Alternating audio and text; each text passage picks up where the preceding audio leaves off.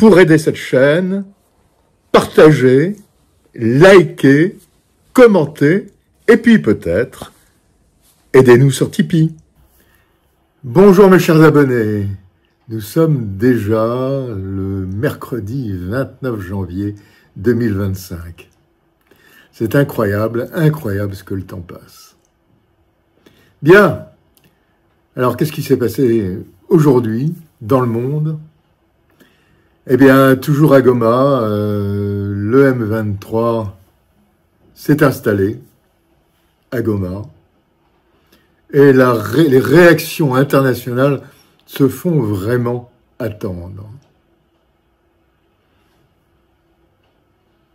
Bon, nous verrons bien ce que cela va donner. Au passage, si vous voulez vous exprimer sur le Congo, contactez-moi sur mon site philippebuffon.org. Ça me fera un plaisir de recueillir vos impressions et de les diffuser via Zoom sur YouTube. Bien, d'autre part, que se passe-t-il en Ukraine? Alors, j'ai lu hier ou aujourd'hui, excusez-moi, dans le New York Times que M. Trump avait coupé toutes les aides aux ONG américaines qui inondaient en argent l'Ukraine. J'ai appris également que la presse ukrainienne dépendait à 80% des aides américaines et européennes. Bon. Mais j'ai appris également que la France va aider les hôpitaux ukrainiens qui sont, paraît-il, dans un état épouvantable. Mais franchement, nos hôpitaux ne sont-ils pas dans un état épouvantable? Franchement, faut-il vraiment donner de l'argent pour les hôpitaux ukrainiens au lieu de les donner pour les Français, pour qu'ils puissent enfin s'hospitaliser normalement et ne pas mourir au bout de 15 heures dans les urgences, dans un lit, abandonné dans un couloir quelconque. Franchement, c'est un vrai scandale. C'est un vrai scandale. Et d'ailleurs, eh bien, je vais mettre sur mon site YouTube, je vais mettre un sondage pour vous. Pensez-vous qu'il faut aider les hôpitaux ukrainiens ou français? Ce sondage sera mis en avant, je crois, ce soir. Bien, eh bien, écoutez, mes chers abonnés, à bientôt. À bientôt, plutôt à demain. Et c'est la revue de presse numéro 428 du mercredi 29 janvier 2025. À très bientôt. Au revoir. Vladimir Poutine a déclaré que la Russie était prête à entamer des pourparlers de paix avec l'Ukraine, mais qu'il n'y avait pas de désir de négocier côté ukrainien.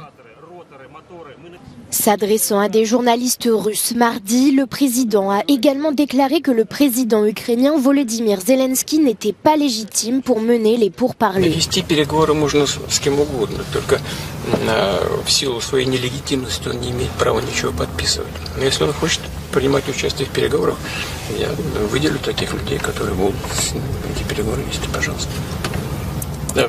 Вопрос в окончательном подписании документов. Это очень серьезный вопрос, который должен гарантировать безопасность и Украины, кстати говоря, и России на серьезную длительную историческую перспективу. Selon Vladimir Poutine, l'Ukraine doit renoncer à sa candidature à l'OTAN. Elle doit aussi retirer totalement ses forces de Donetsk, Louhansk, Zaporijia et Kherson, les régions annexées par la Russie en septembre 2022. Moscou souhaite également que l'Occident lève les sanctions qui ont limité l'accès russe aux marchés mondiaux et porté un coup sévère à l'économie nationale. Volodymyr Zelensky a répondu en soulignant la nécessité d'un accord global et non d'un arrêt temporaire des combats qui permettrait à la Russie de se réarmer. Parce que je crois qu'on arrive à une conclusion, un épilogue d'une crise qui a duré plus de 2 ans et demi, avec beaucoup de narratifs qui nous a été justement transmis par les médias officiels qui ont nourri, si vous voulez, l'opinion française d'une manière éhontée, fausse, mensongère. Moi, ça m'a coûté quand même le fait d'être évincé de médias mainstream où j'intervenais souvent, parce que j'avais dit lors d'une émission que c'était une guerre civile entre l'Ukraine et la Russie. Je me souviens qu'on sonnait des coups de cloche pendant que je parlais, alors que je parlais gentiment d'un sujet qui était très grave et qui a failli nous amener vers une 3e guerre mondiale nucléaire. Et que, bon, j'espère, tout n'est pas fait, mais j'espère que les choses vont prendre une allure beaucoup plus raisonnable et raisonnée avec l'élection de Trump, qui est la gifle aux Occidentaux, la gifle aux Européens. Eh bien, l'armée russe a été tout à fait capable de s'adapter, qu'elle l'a fait en plusieurs phases, ça a été progressif, et qu'aujourd'hui, le bilan, c'est qu'elle gagne de plus en plus de terrain et qu'elle remplit surtout l'objectif politique que Vladimir Poutine lui a fixé, c'est-à-dire de détruire l'armée ukrainienne par l'attrition. Les gens sont tous obsédés, et notamment ceux qui, comme moi, étaient des passionnés, enfin sont des passionnés de l'art opératif russe et des grandes opérations dans la profondeur des années 44-45. On s'attendait à revoir des choses équivalentes, mais Vladimir Poutine, très soucieux de préserver la démographie du peuple russe qui est fragile, a décidé d'opter pour cette stratégie d'attrition. Il s'appuie sur directement une armée mise à niveau et puis sur une industrie d'armement qui, elle aussi, a été complètement réveillée. Elle était en sommeil, elle a été réveillée, on lui a redonné un certain lustre, on a même poussé dans certains domaines, on en a assez parlé en novembre dernier avec l'Oreshnik au niveau des nouvelles technologies, mais aujourd'hui, cette armée est capable de mener cet objectif d'attrition, de détruire le corps de bataille ukrainien et, par effet d'aubaine, de prendre du terrain par un grignotage constant. Il faut bien mesurer ça, c'est-à-dire que depuis la chute d'Avdivka il y a bientôt 1 an, l'armée russe ne cesse de progresser partout. Les drones, ils sont le nerf de la guerre moderne. Et Vladimir Poutine le sait bien. Le président russe est en visite dans une usine de fabrication de ces appareils, devenue incontournable sur la ligne de front. La Russie en produit des milliers par mois.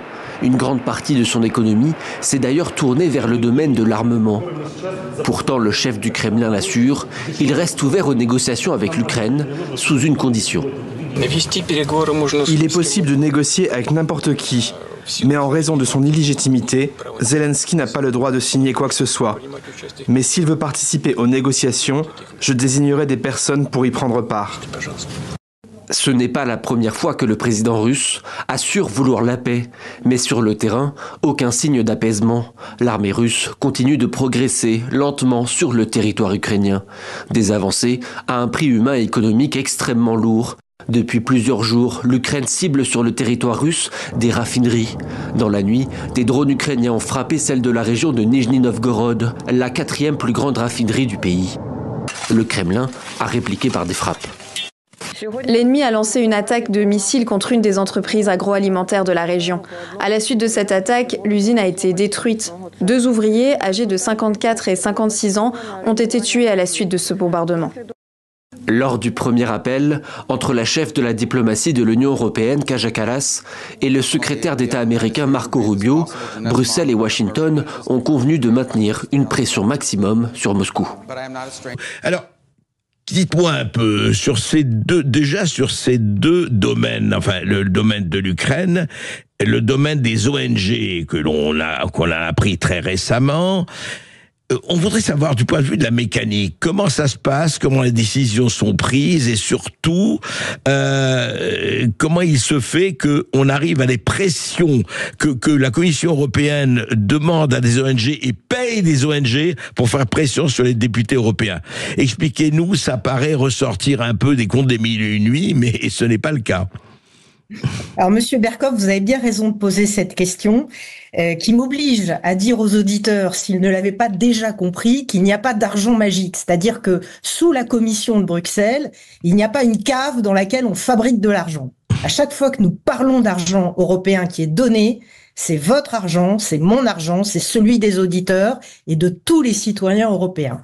Alors, vous m'avez interrogé d'abord sur l'Ukraine et je voudrais vous montrer un document qui illustre parfaitement le problème que nous avons. Voilà. Oui. Ce document, c'est celui-ci. C'est un document qui a été rédigé par la Cour des comptes de l'Union européenne en 2021, donc avant la guerre. Il est intitulé « Réduction de la grande corruption en Ukraine ». Voilà. Donc, à l'époque, on se disait déjà qu'il y avait un problème puisqu'il s'agissait pour la Cour des comptes de savoir ce qu'étaient devenus 17 milliards d'euros qui avaient été donnés. Et la Cour des comptes donnés à l'Ukraine, c'est ça. Avant 2022, hein, c'est bien ça. Absolument. D'accord. Absolument. Et la Cour des comptes européenne faisait déjà le constat de ce que cet argent était devenu totalement intraçable et faisait l'hypothèse d'une corruption. Voilà de quoi nous parlons. D'accord. Alors, aujourd'hui, on en est à 130 milliards à peu près, hein, pour faire court. Donnés par l'Union européenne à l'Ukraine. Enfin, oui. Alors, attention, parce que nous avons des dons et des prêts. Et des prêts, voilà. Oui, bien sûr. Alors, des dons, évidemment, hein, je vous fais pas un dessin, cet argent on ne le reverra évidemment jamais, et les prêts, probablement qu'on ne les reverra pas. Ceci, d'ailleurs, ne sort pas de ma réflexion, ceci sort également de la Cour des comptes européenne, qui, comme c'est son devoir, évalue, si vous voulez, le degré de risque à chaque fois qu'on concède un prêt. Ouais, évidemment, le risque que ce prêt ne soit pas remboursé est tout à fait majeur. Et ce qui est tout à fait incroyable, c'est que finalement, l'aide militaire que nous avons apportée à l'Ukraine, c'était à peu près 45 milliards d'euros. L'essentiel de l'argent que nous donnons étant l'aide économique et humanitaire. Et à ce titre, à la fin de l'année dernière, en 2024, on nous a demandé de faire une rallonge. Alors, la rallonge pour payer les frais de l'État ukrainien, c'est-à-dire les hôpitaux, les fonctionnaires, etc. Bon. Et on nous avait dit à l'époque, bon, ça c'était une enveloppe de 25 ou 30 milliards d'euros, il me semble, et à l'époque, on nous avait dit, c'est pour finir l'année. Bon. Et puis là, on va pas tarder à nous réclamer 40 milliards au titre de 2025, parce que ces gens-là existent. Ce qui fait que si vous voulez que, en dépit de toute la compassion naturellement qu'on peut avoir, hein, bien sûr. Un peuple qui est en guerre et qui manque de tout, qui manque de toutes les infrastructures, il faut quand même considérer que on va devoir expliquer à un moment donné aux Français, par exemple, que on va financer des hôpitaux ukrainiens pendant qu'eux n'ont pas de place aux urgences en France. Alors, il faut dire que les classes politiques de l'Union européenne, dans la plupart des pays, pas dans tous, mais dans la plupart des pays, se sont tellement mis en avant, ont tellement pris un discours guerrier, ont tellement vendu à leur opinion publique que c'était une guerre du droit, qu'il est quasiment impossible pour eux de venir se dédire aujourd'hui et de dire non, en définitive, on va s'engager, y compris, on va faire la paix.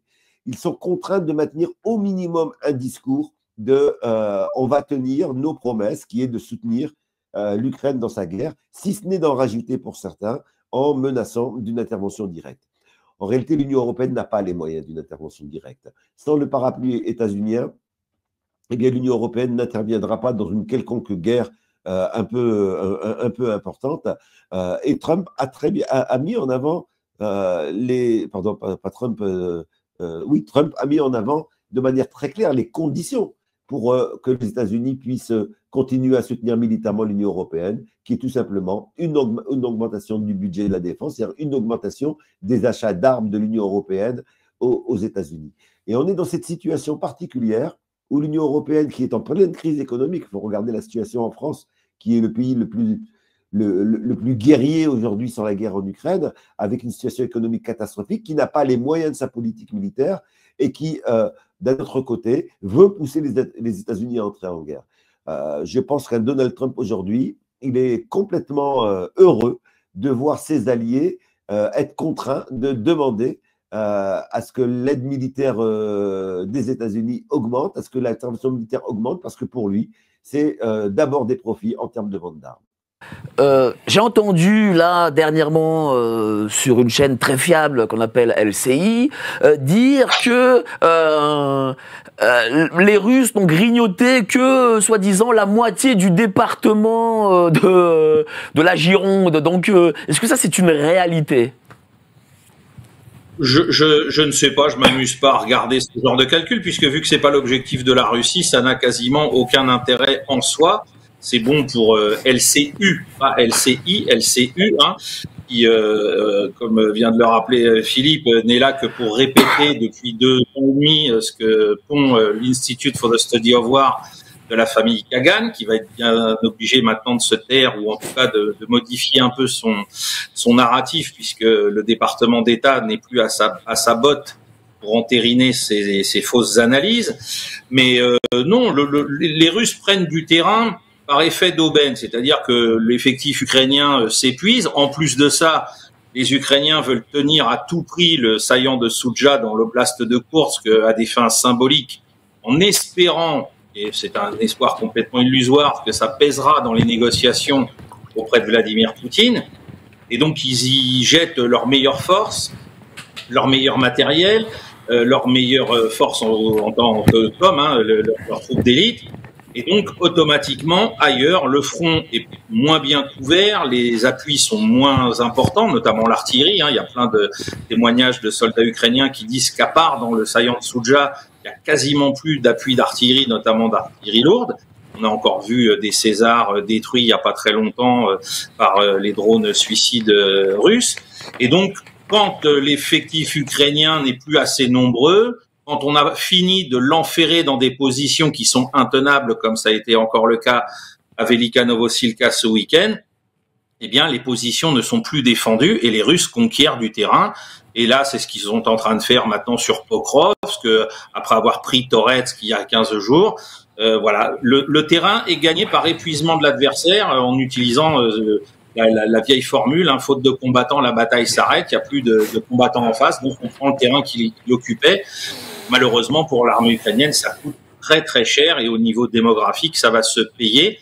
Et j'irai plus loin que ce que disait Philippe sur le fait que c'était une guerre civile, en ajoutant un adjectif, c'est ce que disait Emmanuel Todd la semaine dernière, je crois, c'est que c'est une guerre entre anciens soviétiques en termes de courage, en termes d'abnégation, en termes de volonté de part et d'autre de se battre jusqu'au bout. On est face véritablement à un héritage qui est celui de l'Union soviétique. Et ben voilà, on est sur les 3 grands domaines d'action internationaux des États-Unis et la politique étrangère est, je dirais, celui qui nous intéresse le plus. Et, il a commencé par supprimer pendant 90 jours, c'est-à-dire pour 3 mois, toutes les aides étrangères aux États étrangers, à l'exception d'Israël et de l'Égypte. C'est lié bien sûr à ce qui se passe à Gaza.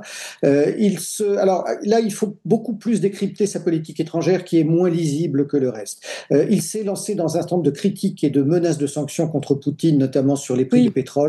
Mais je pense et là c'est une analyse personnelle, je pense qu'il fait ça pour montrer qu'il n'est pas aux ordres et qu'il n'est pas sous influence de Poutine, ce qu'on lui reproche depuis des années, mais que ça ne va pas être nécessairement la traduction d'une politique hostile vis-à-vis de la Russie. C'est probablement pour donner une partie de gage à l'opinion publique et à ceux qui l'accusent d'être pro-russe. Indéniablement, c'est vrai qu'une baisse des prix du pétrole nuirait sûrement à la Russie, mais avant qu'elle ait lieu, il faut qu'il y ait un accord international. Tout ça n'est pas quelque chose qui aura lieu à court terme. Oui. Est-ce que vous pensez, juste sur ce point, Russie, que finalement la méthode de Trump est un peu une méthode de cow-boy, on va dire, c'est-à-dire je montre les muscles, je montre mes armes et ensuite on discute?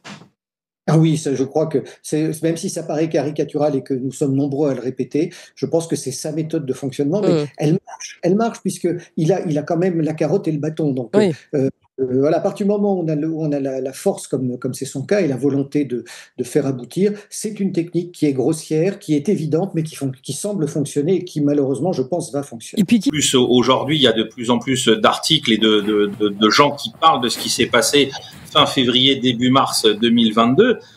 On était dans une opération qui ressemble à l'opération Storm 333 qui a eu lieu en Afghanistan en 1979, qui visait une prise de pouvoir rapide et de neutralisation du pouvoir en place à Kiev pour le contraindre à négocier. Alors, il n'y a même pas eu besoin d'atteindre le palais présidentiel de Zelensky, ni même sa personne, pour que ces négociations aient lieu aux conditions de la Russie. Et il a fallu qu'on passe par l'élimination de certains négociateurs ukrainiens, comme Denis Kiriev, par d'autres agents du SBU, qui le trouvaient trop pro-russe, alors que tout était prêt à être signé, comme nous l'avait dit très rapidement l'ancien Premier ministre israélien Bennett. Et donc, face à cette modification du rapport de force, la Russie est passée d'un grand corps expéditionnaire, on pourrait évaluer à environ 160 000 hommes avec les républiques populaires du Donbass et de Lougansk à l'époque, à quelque chose où aujourd'hui on a quasiment 600 000 soldats qui sont mobilisés. Alors, ils sont pas tous en première ligne, parce que dans les armées modernes, on est plutôt sur un rapport de 1 combattant pour 6 ou 7 personnes qui assurent son soutien. Et donc aujourd'hui, on a à la fois sur le plan humain, sur le plan matériel, sur le plan des savoir-faire, une armée qui peut répondre à ce qu'on lui demande de faire et qui, en plus de ça, a été capable de s'illustrer. On peut faire le parallèle assez facilement, nous autres historiens, dans le domaine absolument clé qu'est la guerre urbaine. On l'a constaté encore depuis le déclenchement de l'opération militaire spéciale avec ce qui s'est passé à Gaza. On voit que l'armée russe maîtrise le combat en zone urbaine. Elle a gagné 5 grandes batailles d'importance en milieu urbain en moins de 2 ans et demi. Il n'y a que l'armée rouge en 1944-1945 qui a fait aussi bien dans un conflit du fort au fort de haute intensité. Faut pas l'oublier. C'est-à-dire que même la coalition emmenée par les Américains en Irak pour reprendre Mossoul n'a pas été capable de faire aussi bien. Et on rentrera pas dans les histoires de qui a détruit le plus pour prendre ou telle ville. Les Russes ont fait à peu près la même chose que ce qu'ont fait les Américains en Irak dans des circonstances équivalentes. Il peut être comprise aussi d'une certaine façon par Vladimir Poutine qui peut avoir des approches assez similaires. Mais ça, c'est quand même intéressant. Alors, vous parliez de l'Ukraine et de la Russie. Il y a évidemment ce qui nous concerne directement, l'Europe et l'OTAN. Oui, alors là, c'est quand même assez croquignolesque, puisque Trump exige que les Européens équilibrent les comptes sur l'Ukraine. Les Américains ont versé 200 milliards de plus pour armer l'Ukraine que l'ont fait les Européens. Oui. Ils nous donnent combien de temps de payer. Je rappelle encore une fois que c'est une guerre qui a été provoquée, si ce n'est déclenchée par les Américains, dans laquelle, bien sûr, les Européens ont suivi aveuglement. Mais c'est quand même quelque chose d'assez paradoxal de voir Washington nous demander de payer pour une guerre dont ils sont largement à l'origine. Oui. Alors, il a bien sûr réitéré sa volonté de voir les pays de l'OTAN de monter à 5% de budget du PIB de défense. Et bien évidemment, les petits auxiliaires, les petits télégraphistes de Washington se sont précipités en ce sens, puisque Mark Rutte, le secrétaire général de l'OTAN et ancien Premier ministre néerlandais, a dit immédiatement que bien sûr les Européens devaient payer les armes que les Américains fournissaient à l'Ukraine. Donc là, on est encore en plein délire européiste.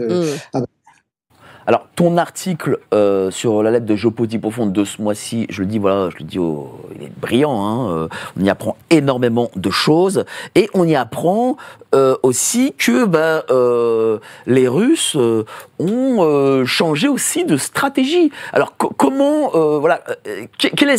pourquoi ont-ils changé de cette stratégie? Et j'ai l'impression aussi qu'en changeant de stratégie, ils rentrent de plein pied dans la guerre du XXIe siècle.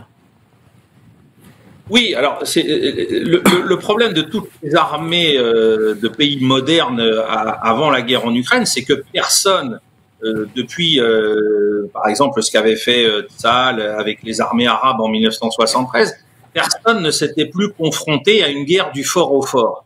Ça n'existait plus. On était toujours dans des conflits asymétriques.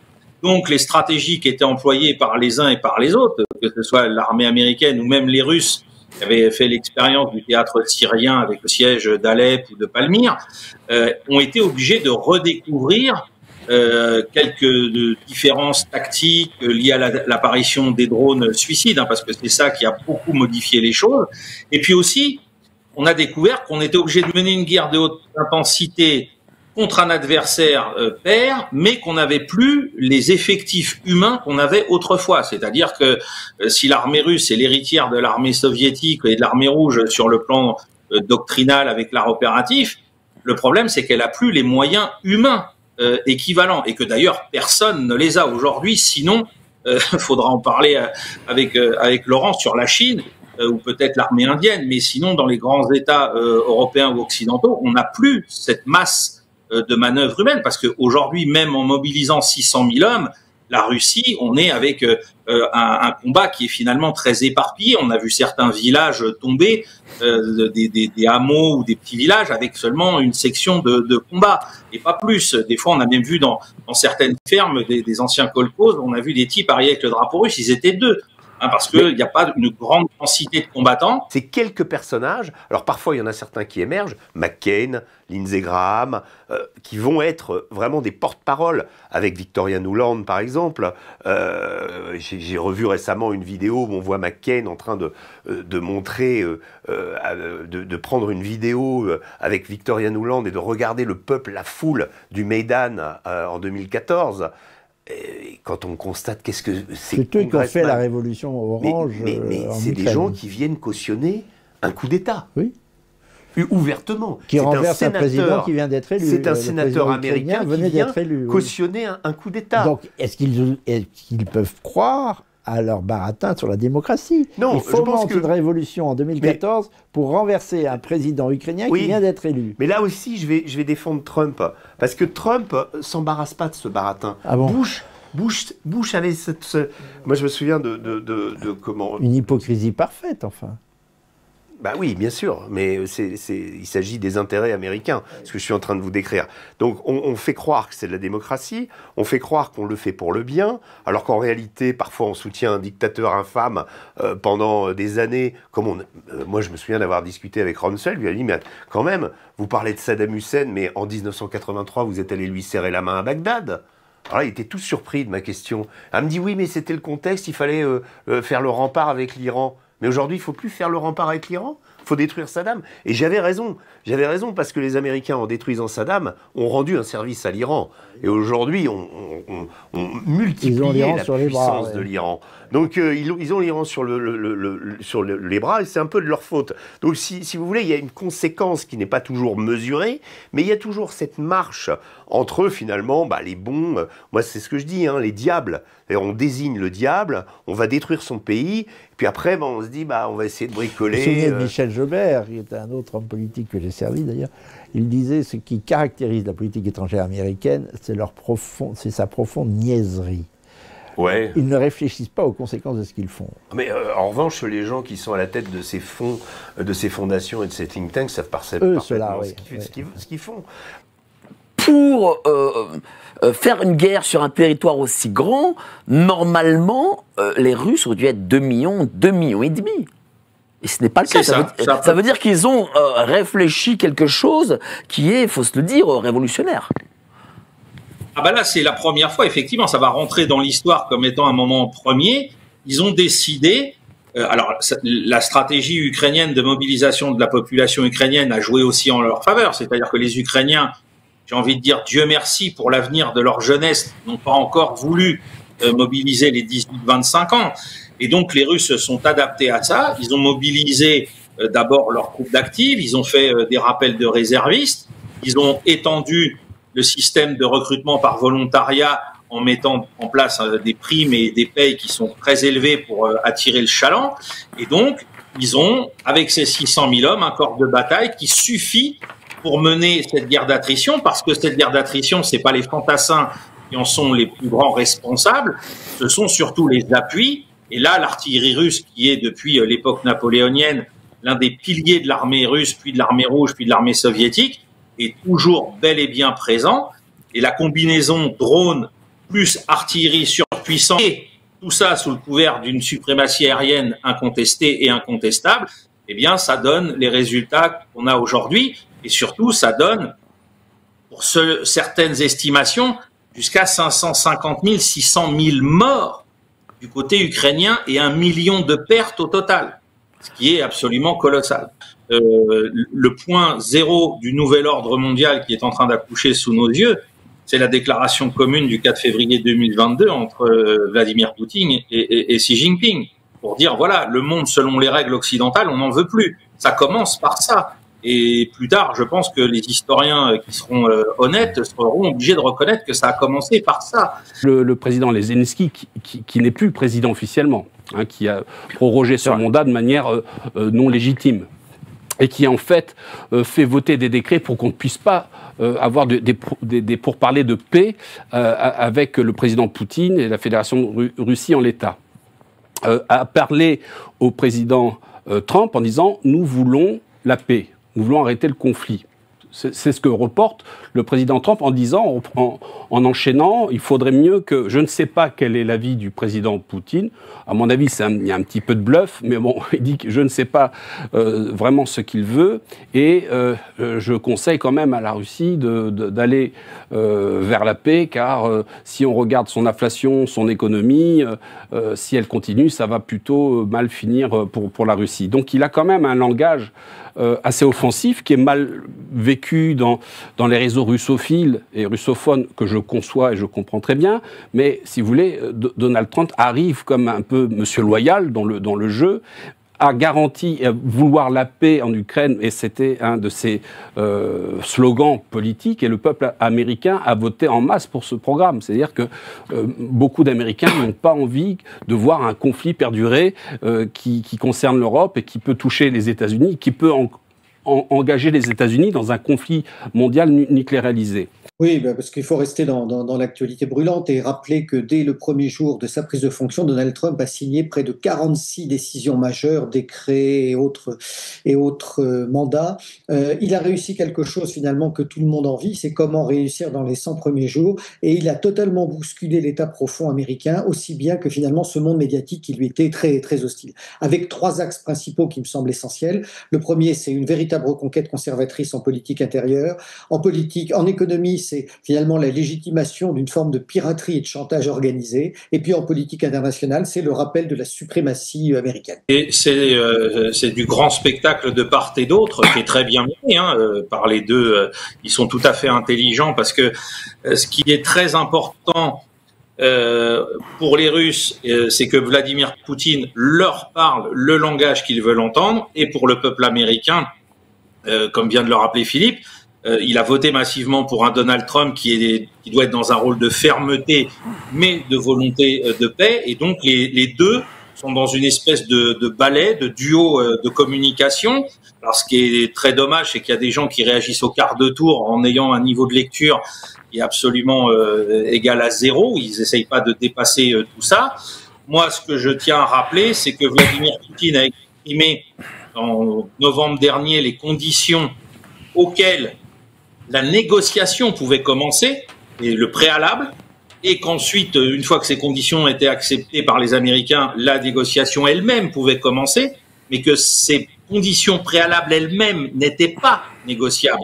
Donc, pas d'OTAN, jamais, pas d'armée ukrainienne supérieure, on va estimer environ à 100 000 hommes, donc pour un territoire immense, ça veut dire une armée symbolique, un désarmement de cette armée en termes de matériel lourd, de missiles ou ce genre de choses, et surtout l'éviction de tout ce qui est Néonazbrok, Pravi Sector, Azov, etc., de l'appareil d'État et de l'appareil constabulaire ukrainien. Voilà. Et tant que ça, on n'est pas d'accord là-dessus, on ne peut pas commencer à négocier sur le reste. Alors bien évidemment, il y a une chose qui de facto n'est pas négociable, c'est que les 4 oblasts qui sont partiellement ou totalement occupés par la Russie aujourd'hui sont du territoire russe et qu'ils resteront du territoire russe. Je parle même pas de la Crimée. Ça, c'est déjà plus sur la table dans la tête des Russes depuis un moment. Par contre, une fois qu'on a dit on commence à négocier en acceptant ces bases-là, tout est possible.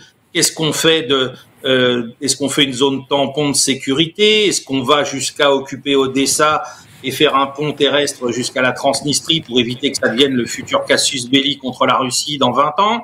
Là, par contre, tout ça peut être négocié entre les deux parties, mais aux conditions préalables fixées par Moscou.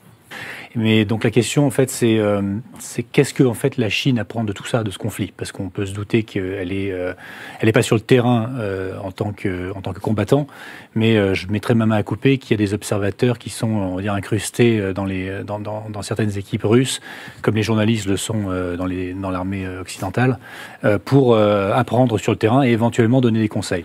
Et on le voit un petit peu parce que j'avais couvert le salon de l'aéronautique de Zhuhai au mois de novembre dernier, je crois, et j'avais vu que la Chine faisait l'acquisition à nouveau de matériel russe. Et ça m'avait étonné parce que je me disais, bon, la Chine nous donne l'impression d'être assez autonome maintenant, autosuffisante dans la production de matériel militaire, mais elle s'intéressait particulièrement à un hélicoptère d'attaque, le K-52 Alligator. Donc là, je pense que Sylvain peut me corriger si je me trompe, mais c'est un hélicoptère qui avait eu beaucoup de problèmes en fait au début du conflit, et ensuite justement pour reparler de l'adaptabilité de l'armée russe, la façon dont cet hélicoptère a été utilisé, puis la modernisation ont permis que ensuite, lors de la grande contre-offensive ukrainienne de 2023, cet hélicoptère en fait devienne à nouveau un outil déterminant dans le conflit.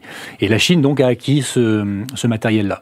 Il faut voir, la Chine aussi, elle a énormément appris de tout ce qui est drone en fait, parce que la Chine est un fournisseur de drones aériens principalement, mais elle a beaucoup étudié ce qui s'est fait dans les drones navals. Ces drones navals utilisés par l'Ukraine. Et c'est assez intéressant parce que la Chine, vraiment, dans ce conflit, apprend des trois protagonistes. Quand je dis les trois, c'est la Russie, l'Ukraine et les États-Unis. Parce qu'en fait, les États-Unis, on voit, c'est le mode de décision, en fait, puisque c'est eux qui ont plus ou moins pilotent le conflit derrière l'Ukraine. Donc le mode de décision des États-Unis sur l'Ukraine est appris par la Chine. L'Ukraine qui développe ses propres armes en coopération avec l'Angleterre, notamment sur ses drones navals, ça a posé un grand problème en fait à la Chine, parce que à chaque fois la Chine pense à, on va dire, la transposition de ce conflit sur un éventuel conflit ou blocus avec Taïwan. Donc effectivement, la relative efficacité des drones navals ukrainiens ont bouleversé un petit peu tout ce qui est, la protection des ports chinois. Et donc c'est un énorme apprentissage de ce côté-là. Et en plus de ça, donc la Russie, qui, on le sait, parce qu'il y a un partenariat stratégique entre les deux pays, qui partage énormément d'informations avec la Chine sur l'utilisation que fait l'Ukraine de matériel américain, les HIMARS et des choses comme ça, sachant que là encore, Taïwan vient d'acquérir ses premiers HIMARS.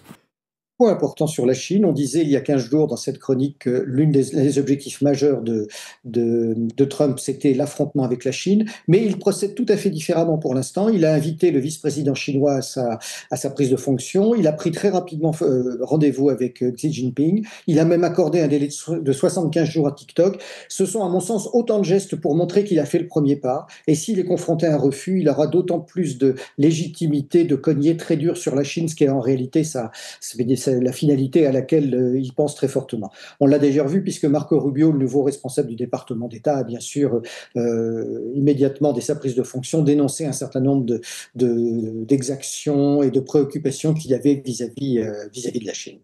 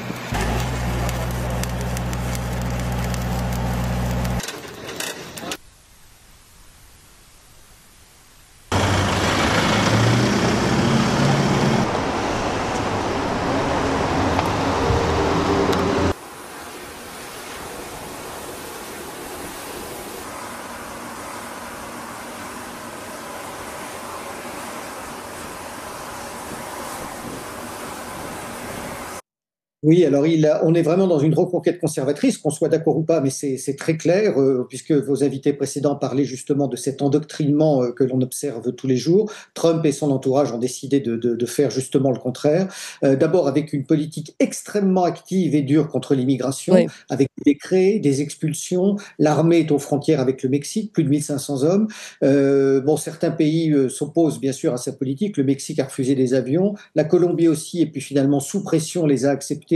Et puis quelques juges ont considéré que certains décrets étaient anticonstitutionnels, ce qui n'est pas nécessairement totalement faux. Deuxième aspect dont on ne parle pas encore, mais qui est vraiment dans les cartons, c'est la lutte contre les gangs et la criminalité. Là, c'est en préparation parce que les Américains craignent que ces gangs, qui sont très très actifs aux États-Unis, prennent les armes contre la police. Donc c'est une préparation qui est en train de monter. Et puis le troisième volet, c'est la lutte contre le wokisme. On peut véritablement parler d'une contre-guerre civilisationnelle qui est lancée aux États-Unis, avec l'interdiction de ce qu'on appelle le troisième sexe. Il ne veut que des hommes et des femmes sur les cartes d'identité et les passeports. Ouais. Un soutien très important au Parti conservateur européen. On le voit avec Musk, aussi bien sur l'AfD, mais également sur les partis britanniques. Voilà, alors bien sûr, certaines déclarations de Musk sont souvent un petit peu excessives. On l'a vu avec l'AfD, dans la manière où il expliquait à ce parti allemand qu'il n'avait pas à culpabiliser pour ce qui s'était passé entre 39 et 45. Ça laisse un peu songeur. Voilà. Dernier point qui n'est pas anodin, c'est que Trump commence aussi à songer à un nouveau mandat, et notamment ce 22e amendement de la Constitution américaine qui normalement ne permet pas de faire 3 mandats. Eh bien, un élu américain est en train d'envisager un amendement constitutionnel pour éventuellement que Trump se présente pour un mandat supplémentaire. Alors, Trump a gagné et nous avons perdu. Ça a été dit à une table ronde de Davos. Eh oui, l'inénarrable Forum économique mondial. Vous avez eu aussi ensuite une petite série de taquets, coups de tête, balayettes, manchettes de la part de Javier Milei. Qui a sorti une jolie tirade en disant « On sait ce qu'il y a derrière votre agenda, à savoir les pédos. » Boum, comme ça, le mot est lâché. Moi, j'étais pas prêt. Et c'est Javier Milei qui a fait ça. Lui, il était physiquement présent au World Economic Forum. Autant Trump, il était en visio, en mode « Bon, allez, c'est mignon, les petites sauteries que vous faites là, mais maintenant, laissez faire les grandes personnes. » Donc, ça s'annonce pas mal. D'ailleurs, vous savez, il y a un signe qui ne trompe pas.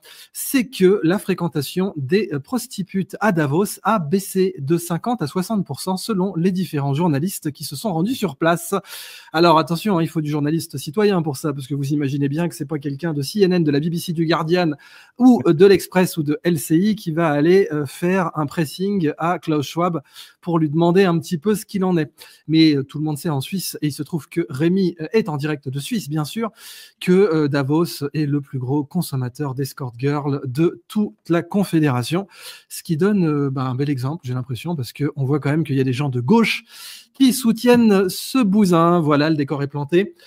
Oui, alors d'abord, c'est une politique extrêmement énergique qui est mise en place, mais qu'on peut qualifier de chantage, de pression et de véritable piratage. D'abord, l'objectif de Trump, c'est vraiment de favoriser l'énergie, les ressources locales et donc de faciliter tout ce qui est approvisionnement pour les industries nationales. Les États-Unis ont vraiment besoin d'un pétrole à bas prix, d'une énergie abordable. Ceci dit, quand il fait ça, il s'inscrit aussi dans une démarche qu'avait commencé Obama. Donc, il a publié un décret d'urgence énergétique nationale pour faire en sorte que les prix baissent, que l'industrie américaine puisse repartir de manière extrêmement rapide. Bien sûr, c'est pas nécessairement l'attitude que va adopter l'Arabie Saoudite et l'OPEP, mais Trump est en train de faire d'importantes pressions. Et on voit d'ailleurs que même les Saoudiens ont dit qu'ils étaient prêts à investir 600 milliards dans l'économie américaine, une manière de donner des gages. Ce à quoi Trump a répondu qu'il allait leur demander 1 trilliard, parce que pour les Saoudiens, l'argent n'est rien, donc ils peuvent bien sûr donner beaucoup plus. Son deuxième aspect, c'est vraiment la partie protectionnisme, réduction des déficits et réindustrialisation. Il rehausse les droits de douane tous azimuts pour protéger les entreprises américaines et bien sûr décourager la concurrence étrangère, principalement chinoise. Il veut bien sûr relocaliser toute la production aux États-Unis. L'Union européenne est aussi en ligne de mire. Il y a un déficit extérieur américain qui est très important, donc il veut booster la compétitivité des entreprises.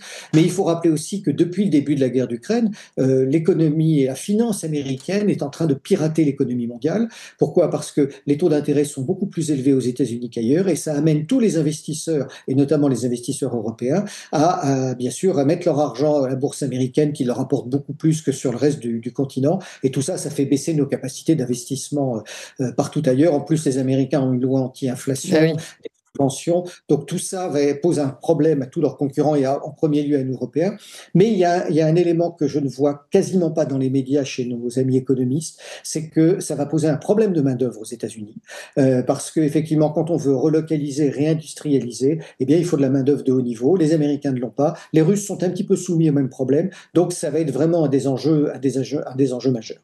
Voilà. Donc, dernier point qui me semble important, c'est que Trump a finalement l'intention d'établir 25% de taxes à l'encontre du Canada et du Mexique avant même de commencer à discuter avec eux et éventuellement de les baisser ou de les faire sortir. Kim Jong-un poursuivra indéfiniment le programme nucléaire de la Corée du Nord. C'est ce qu'il a déclaré aux médias d'État nord-coréens. Selon lui, l'année 2025 serait cruciale pour renforcer les forces nucléaires du pays. Le dirigeant nord-coréen a inspecté une installation de production de matières nucléaires. Selon les photos des journalistes, le président a probablement visité une installation d'enrichissement de l'uranium.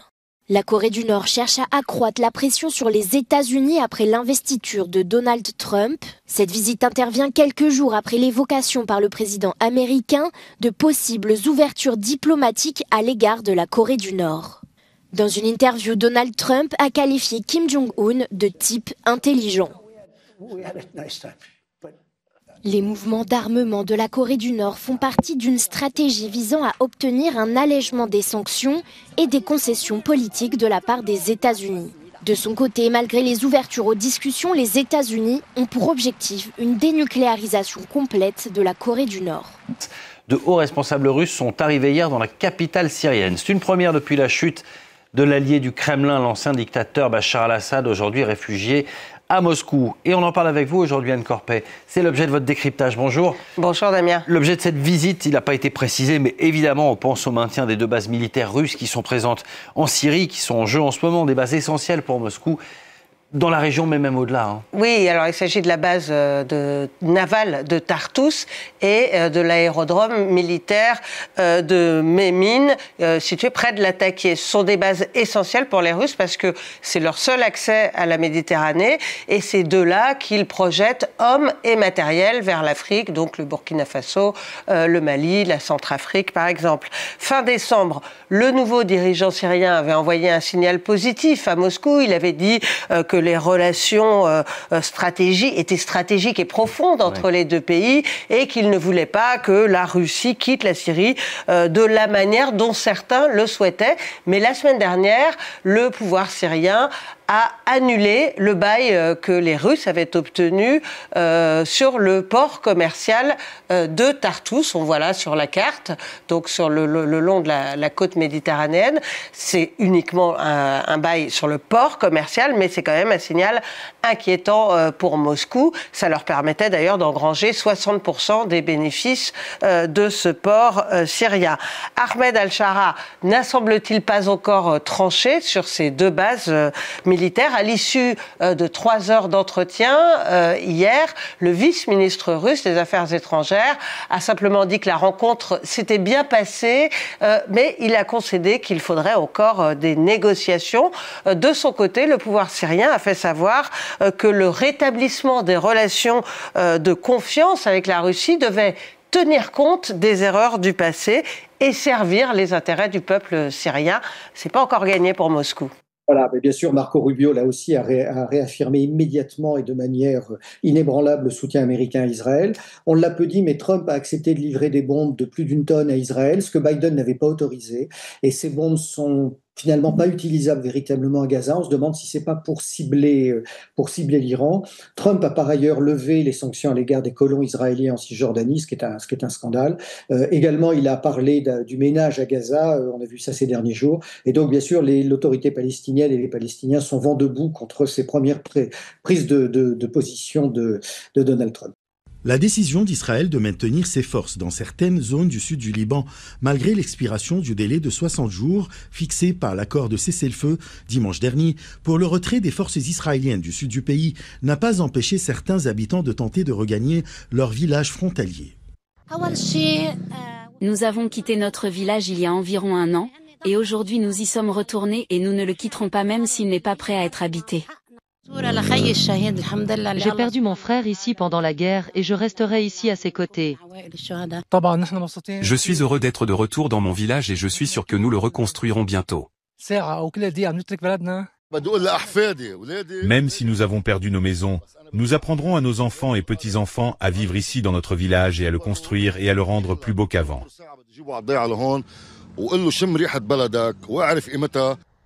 Actuellement, les unités militaires libanaises travaillent en permanence pour achever l'enquête technique, ouvrir les routes et traiter les munitions non explosées, et surveillent de près la situation sur le terrain, en particulier à la lumière de la destruction des infrastructures et de la démolition et de l'incendie des maisons dans les villages frontaliers par les forces israéliennes.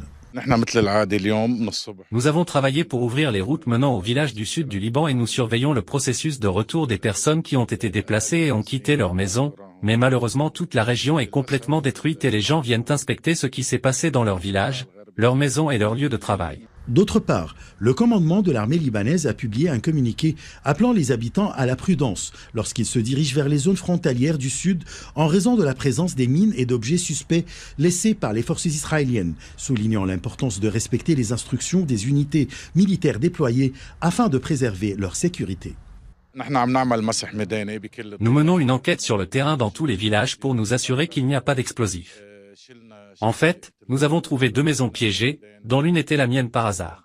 Nous avons également trouvé quelques Libanais morts sous les décombres. Alors que le Liban considère le refus d'Israël de mettre en œuvre l'accord du retrait de ses forces du sud du Liban comme une violation de l'accord d'armistice entre les deux pays, la décision de l'administration américaine de prolonger la période de trêve jusqu'au 18 février intervient après la déclaration du gouvernement israélien selon laquelle l'accord de cessez-le-feu n'avait pas été entièrement appliqué par le Liban et que le processus de retrait progressif se poursuivrait en coordination avec les États-Unis.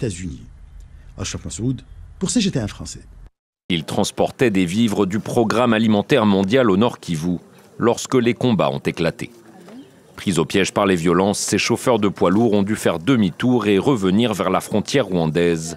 Tous sont conscients d'avoir échappé au pire. Nous avons vu et entendu des choses horribles. Des cadavres, des coups de feu, des explosions. Nous n'avions jamais rien vu de tel. Des combats étaient toujours signalés mardi dans la capitale du Nord Kivu, faisant craindre une rapide dégradation de la situation humanitaire. Selon les Nations Unies, de nombreuses exactions ont été commises contre les populations civiles, dont des violences sexuelles, et les hôpitaux n'arrivent déjà plus à gérer l'afflux de blessés. Goma risque également des coupures d'eau et d'électricité et pourrait faire face à des pénuries alimentaires. Plusieurs agences humanitaires ont dénoncé mardi les pillages de leurs entrepôts contenant des vivres et du matériel médical, tandis que le Programme alimentaire mondial a annoncé la suspension temporaire de ses activités dans la région. Nous nous inquiétons du risque de hausse des prix et de pénurie alimentaire à Goma, alors que l'accès à l'aéroport et à de nombreuses routes reste coupé. Face à l'ampleur de la crise, les Nations Unies ont appelé toutes les parties à mettre en place un cessez-le-feu temporaire et à établir des corridors humanitaires afin de faciliter l'évacuation des populations civiles. Vincent, vous revenez ce matin, approchez un petit peu le micro de votre bouche, Vincent, qu'on vous entende clairement. Voilà. Vous revenez sur l'incendie d'une partie de l'ambassade de France à Kinshasa, au Congo, hier. Oui, c'est pas une sinécure d'être diplomate à Kinshasa, le danger vient de la rue. Il y a 30 ans, l'ambassadeur Philippe Bernard a été tué par une balle perdue, alors que sous ses fenêtres, soldats mutinés et loyalistes réglaient des comptes obscurs. Hier, le sas d'entrée du complexe diplomatique a été incendié par des manifestants en colère après la chute de Goma, à l'autre bout du pays, à 5000 km de là. Ils s'en sont pris aussi à l'ambassade de Belgique, c'est normal, c'est l'ancien colonisateur, et aux ambassades britanniques et américaines, car les anglo-saxons sont depuis toujours les alliés de Paul Kagame, et l'homme fort du Rwanda, c'est la vraie cible des manifestants, car l'armée rwandaise encadre, forme, arme le M23, la milice qui vient de prendre Goma. Les émeutiers s'en seraient bien pris à l'ambassade du Rwanda, mais elle est vide. L'ambassadeur est parti depuis longtemps. Quand le canon parle, les diplomates se taisent. Alors ça ne nous dit pas pourquoi la France est attaquée, Vincent. Oui, pourquoi incendier une ambassade qui ne sert à rien? La France ne joue aucun rôle dans cette guerre qui saigne depuis 30 ans la région des Grands Lacs. L'hécatombe a fait 6 millions de morts, estimation basse, des femmes, des enfants, des vieillards massacrés et tous les autres morts d'épuisement, d'épidémie, de mauvais traitements. Les humanitaires français font ce qu'ils peuvent, mais on ne sait même pas combien de millions de déplacés ont disparu. D'un autre côté, pourquoi les Congolais ne s'en prendraient pas à la France, puisqu'elle sert de bouc émissaire dans tout le reste du continent? Au nord, en Algérie, c'est une fièvre aiguë. En Afrique du Sud, c'est une maladie chronique. De soupçonner Paris de néocolonialisme. Le Sahel vient de nous chasser. Je vous rappelle que l'ambassadeur de France au Niger, assiégé dans son bureau, a passé des semaines à avaler des rations militaires, pas des rochers en chocolat. Au Sénégal, dénoncer la France est le credo des nouveaux dirigeants. Même le Tchad a déchiré soudain l'accord de défense et les paras-français ont évacué la base mythique de Faya-Largeau à Noël dernier. La France a une sale réputation. Emmanuel Macron a mauvaise bouche. Alors le président a des relations difficiles, notamment avec le président congolais. Il y a 3 mois, Félix Tshisekedi claquait la porte du sommet de la francophonie, ulcéré que son hôte n'ait pas dit un mot de la guerre subie par le plus grand des pays francophones. Il y a 2 ans, on se souvient d'une conférence de presse commune qui avait tourné au pugilat verbal. Le Congo accuse Paris de ménager le Rwanda. La France a condamné du bout des lèvres l'intrusion de l'armée rwandaise au Congo, mais le plus tard possible, après les Américains même, en renvoyant dos à dos en plus milices congolaises et rwandaises, et sans prendre surtout aucune sanction contre le Rwanda. Au contraire, la coopération française accorde 500 millions d'euros à Kigali. La bonne amie du président rwandais qui avait négocié l'adhésion du Rwanda au Commonwealth a été hissée à la tête de la francophonie. C'est un comble. Et l'Élysée vante le despotisme éclairé de Kagame, qu'Emmanuel Macron accueille toujours comme à bras ouverts. Les Congolais écœurés disent qu'ils devraient être traités comme Vladimir Poutine, et même pire, car les Russes au moins ne pillent pas les mines du Donbass et n'ont pas 6 millions de morts sur la conscience. Finalement, les diplomates à Kinshasa ont de la chance.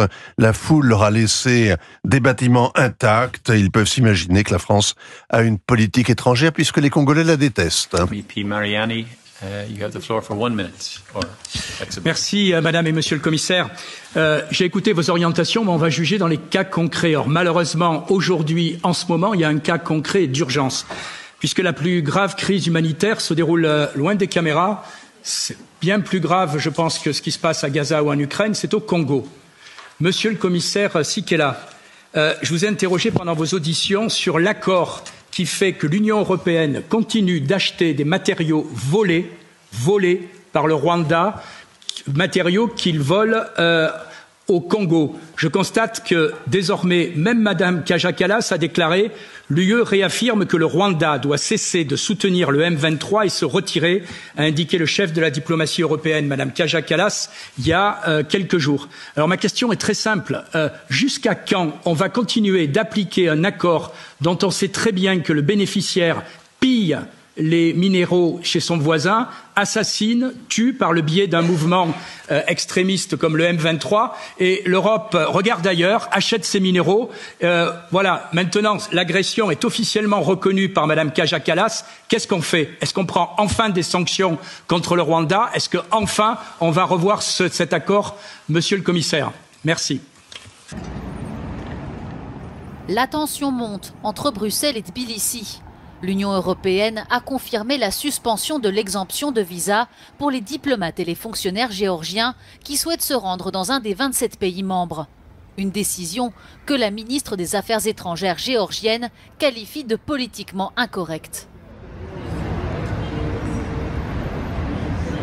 Legally, it is absolutely groundless and nonsense. There is no proof or explanation how Georgian diplomats are creating threats or threatening public order in European Union or EU member states.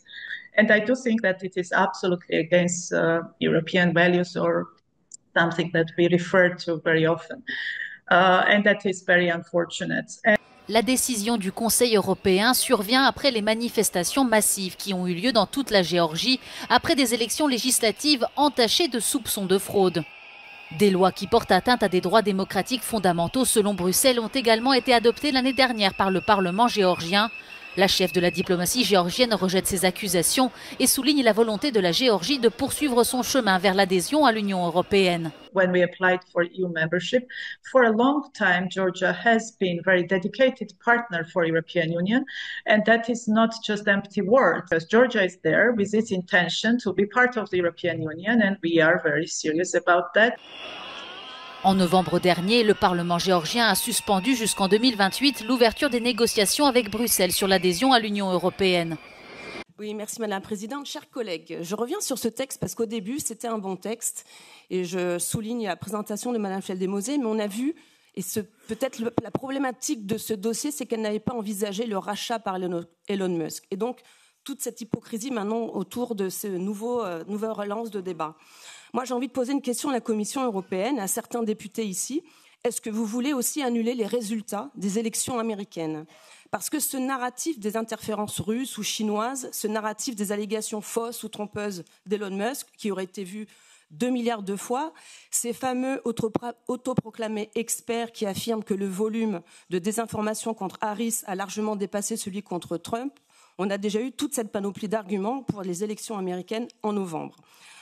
Vous me direz, c'est plus facile d'annuler les élections au Nigeria ou en Roumanie ou de tuer le candidat avant ou après l'élection en Slovaquie.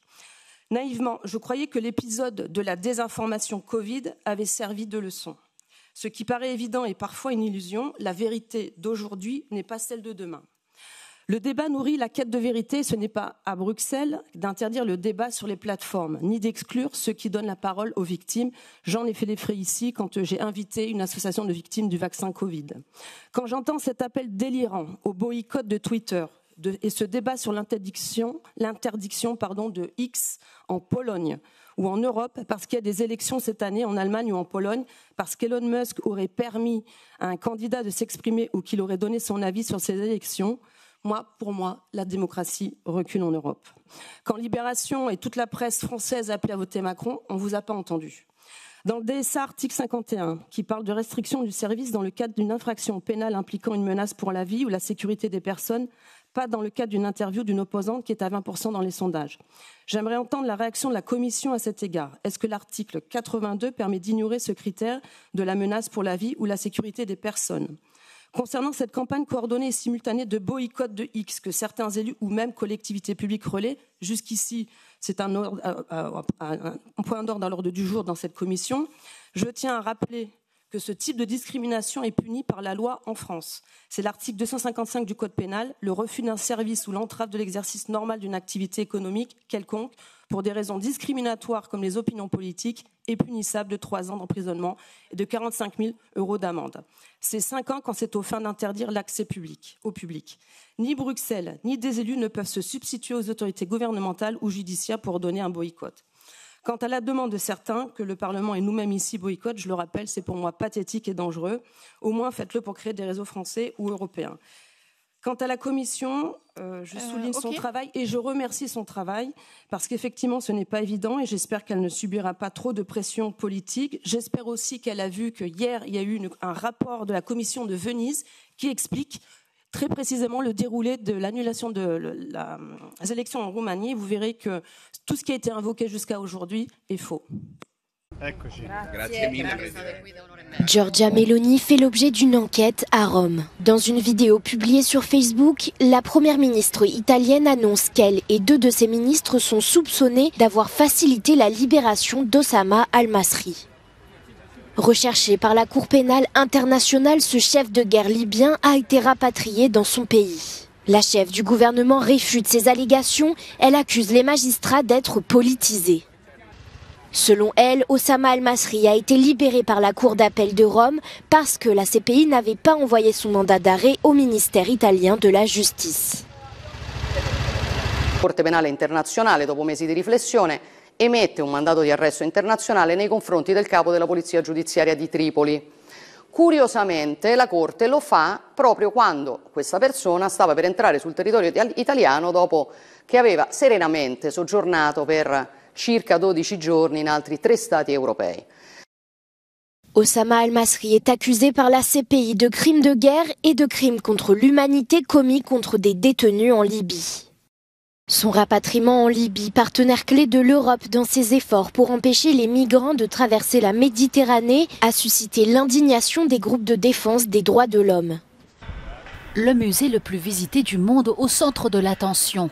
Emmanuel Macron a annoncé un vaste plan pour remédier à la vétusté du Louvre et l'adapter à une fréquentation massive. French President Emmanuel Macron had made the Paris Louvre Museum a symbol of his election victory back in 2017. He now wants to invest in its renovation. On Tuesday, the French president announced a major transformation plan after the museum's director raised alarm bells last week, claiming that the world's most visited museum is in a dire condition, suffering from water leaks and severe temperature changes that threaten its precious artworks. The president's entourage told us that the estimated renovation plan will cost between 700 to 800 million euros over 10 years, emphasizing that the project will not burden French taxpayers. One of the major announcements included a higher entrance fee for non-EU visitors in January 2026. This will go towards repairs. Another part of the project includes a separate room and entrance ticket to see the Queen of the Louvre, the Mona Lisa. Currently, Da Vinci's masterpiece is displayed in one of the largest rooms of the museum, and the long queue that forms in front of it tends to overshadow the rest of the artworks in that space. Finally, a grand new entrance will be built by 2031 to tackle the issue of overcrowding. The creation of the new rooms and the entrance will be financed through ticket sales from the Paris Louvre Museum as well as the Louvre in Abu Dhabi, and also through donors. Once renovated, Macron said that the Louvre will aim to welcome 12 million visitors per year compared to the current 9 million. Je reviens des USA, comme vous l'avez très gentiment noté, et que j'ai pu voir le vent d'optimisme qui régnait dans ce pays. Et que quand on revient en France, après avoir passé quelques jours aux USA, c'est un peu la douche froide, je dois dire. Et on a l'impression qu'aux USA, on vous accueille à bras ouverts, les impôts vont descendre à 15%, les ateliers qu'on peut construire aux USA sont subventionnés dans toute une série d'États, et le président américain encourage ça. Le marché se développe très vite. Il n'y a qu'à prendre la nouvelle boutique que Pietro a ouverte à New York, qui est un succès incroyable. Franchement, il y a des queues de 100 mètres de long. Enfin, c'est vraiment assez exceptionnel. Et pourtant, c'est très, très élitiste. Donc, quand on vient en France et qu'on voit qu'on s'apprête à augmenter les impôts de 40% sur les entreprises qui fabriquent en France, c'est quand même à peine croyable. Donc, on va taxer le Made in France. Pour refroidir les énergies, on fait difficilement mieux. Pour pousser à la délocalisation, c'est idéal. Alors, je ne sais pas si c'est vraiment l'objectif du gouvernement, mais en tout cas, il va l'atteindre. C'est ce que je dis, s'il arrive au bout de ses plans. Ça, c'est inévitable. Alors qu'il y a d'autres solutions. On leur a proposé d'autres solutions. Évidemment, la bureaucratie. Bon, voilà. Pour ça, faudrait faire comme aux États-Unis, nommer quelqu'un pour slasher un peu la bureaucratie. Mais dès qu'on essaye de faire ça, bon, là, on est poursuivi, c'est impossible. J'aimerais qu'on voit avec vous, Guillaume Ancel, l'état des forces. Si, effectivement, il y avait une agression de la France, est-ce qu'on aurait les capacités à se défendre? Je voyais, selon le Global Firepower, la France est la 7e puissance militaire au monde, la première en Europe, en tout cas sur le papier, ce qu'on nous dit. Donc, on n'est pas si mal loti que ça. Mais dans les faits, qu'est-ce que ça donne? Si un conflit armé venait à survenir demain, est-ce qu'on serait prêt? En fait, on a des capacités qui sont importantes, mais ça dépend face à quelle menace. Si c'était l'armée russe, clairement, la France n'a pas la taille critique. D'autant que son armée de 200 000 personnes... 200 000 personnes, oui. Elle est surtout aujourd'hui... Vous pouvez avancer, vous pouvez vous approcher. Elle est absolument, modélisée pour des interventions légères extérieures. Donc, elle est essentiellement équipée de matériel léger qui sont transportables dans des avions. Elle manque aujourd'hui beaucoup de matériel lourd. Avec 200 000 personnes, il faut préciser que c'est d'abord une armée qui est expérimentée. Pourquoi? Parce que comme elle est régulièrement engagée sur des théâtres extérieurs, ce sont des militaires qui ont une bonne expérience opérationnelle. On voit 120 000 dans l'armée de terre, 40 000 dans la marine, une armée de l'air autour de 40 000. Les 40 000 réservistes, je les laisse de côté parce que souvent, c'est des gens qui ont un métier spécifique. Mais ça veut dire que c'est une armée qui compte, on l'a rappelé tout à l'heure, c'est la première armée en Europe, mais c'est une armée qui, si elle devait intervenir seule, ne fait pas la taille critique. Après, en termes d'armement, c'est très intéressant de voir qu'elle a voulu garder des armements dans tous les domaines. Mais vous voyez, par exemple, quand j'étais jeune officier, on avait un corps blindé mécanisé, il devait y avoir 500 canons dans l'armée française. Aujourd'hui, il en reste moins de 80. On voulait commander 1 millier de chars, il en reste 200. Avec ça, l'armée ukrainienne pourrait tenir 50 km de front. Voilà. Sauf qu'il y en a 1100 km. Donc on voit bien que cette force, elle a été dégarnie parce qu'on a voulu faire de tout, des sous-marins nucléaires, des porte-avions, des avions de chasse, etc. Et on a tout dans des quantités qui sont relativement réduites. Par contre, c'est du matériel qui est performant et qui est servi par des militaires dont tout le monde reconnaît qu'ils sont à très haut niveau d'entraînement et de formation.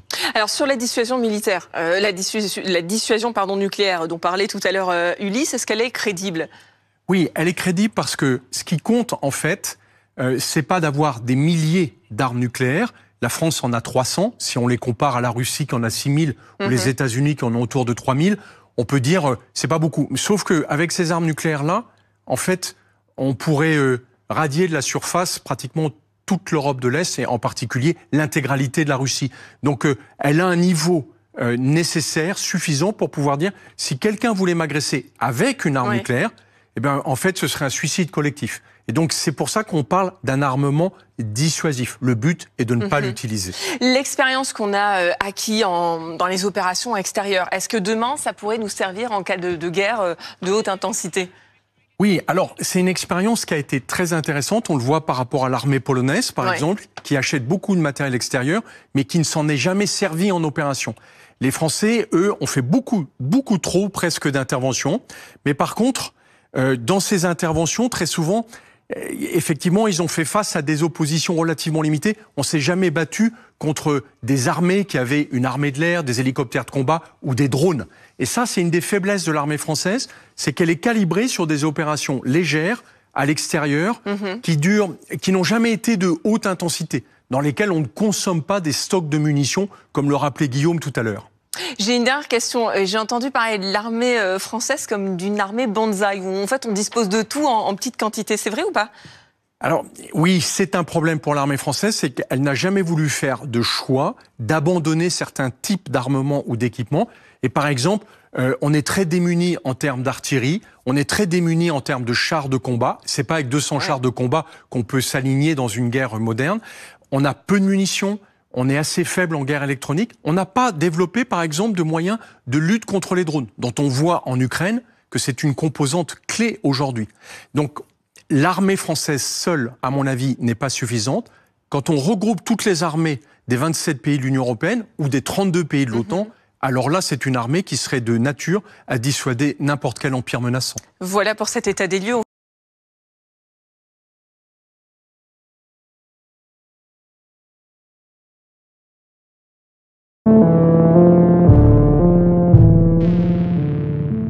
Alors, pour aider cette chaîne, partagez, likez, commentez, et puis peut-être, aidez-nous sur Tipeee.